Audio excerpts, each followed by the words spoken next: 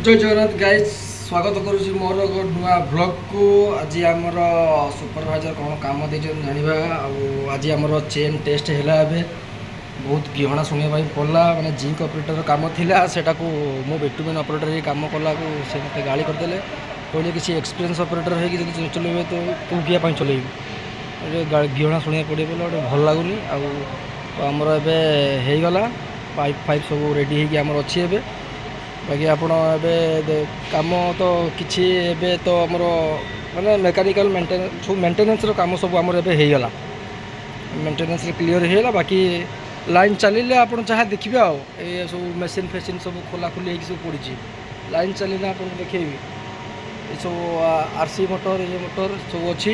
बाकी आउ चेन काम भी आमर होगला आज बेटुबिन भी आमर सब क्लीयरेंस अच्छी जिंक क्लीयरेंस होगला। बाकी 7 नंबर क्लीयरेंस हाँ जीव आम क्लीन फ्लिन सब कर दीचु।